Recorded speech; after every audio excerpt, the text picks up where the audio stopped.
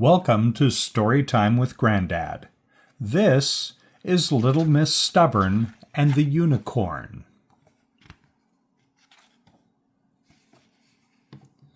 Original concept by Roger Hargreaves, written and illustrated by Adam Hargreaves, published by Dean, a part of Farshare. Little Miss Stubborn is, as you might imagine, the most stubborn person in the world. She is as stubborn as a mule.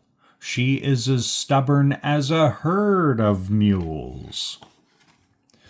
Once she has made up her mind about something, there is no changing it. For example, last week she decided to go on a picnic. The weather forecast said it was going to rain.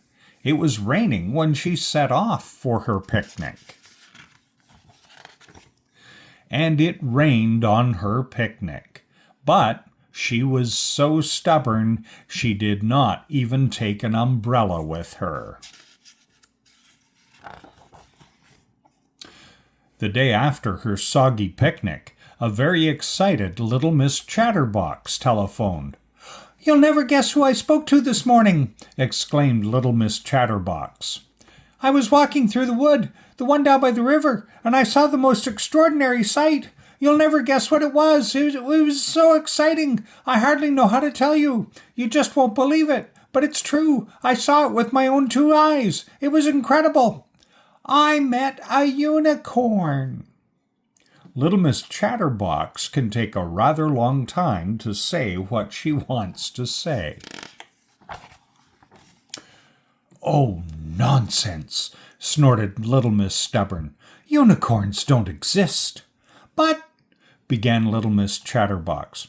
"I don't believe you," interrupted Little Miss Stubborn, and she hung up. The next day, Little Miss Stubborn met Mr. Bump, a very excited Mr. Bump. "You'll never guess what I bumped into this morning. I bumped into a unicorn," he announced proudly. "Nonsense," snapped Little Miss Stubborn. "Unicorns don't exist." "But," began Mr. Bump. "But nothing. I don't believe you," said Little Miss Stubborn, and she walked away. She passed by Little Miss Sunshine, who was in her garden. "If only you had been here half an hour earlier," called Little Miss Sunshine. "There was a unicorn here in my garden, and I rode on his back."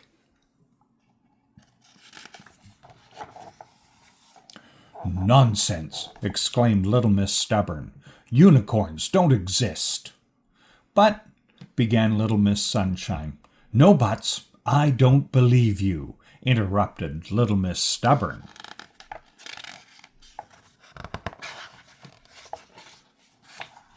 And so it carried on. It seemed like everyone had seen a unicorn. Mr. Tickle had tickled a unicorn. Little Miss Greedy had fed a unicorn. And Mr. Muddle declared that he had seen a unicycle, although of course he meant to say a unicorn.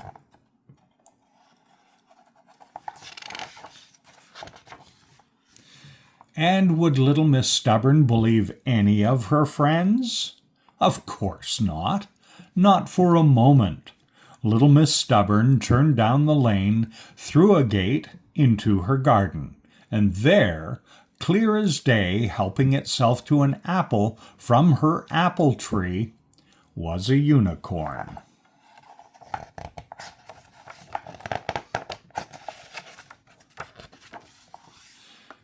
"Hello," said the unicorn. "I have been told that you do not believe in unicorns." "That's right," said Little Miss Stubborn. "Unicorns do not exist." "So what am I?" asked the unicorn. "You," said Little Miss Stubborn, walking up to the unicorn, "are a horse." With that, little Miss Stubborn reached up and grabbed the horn on the unicorn's head.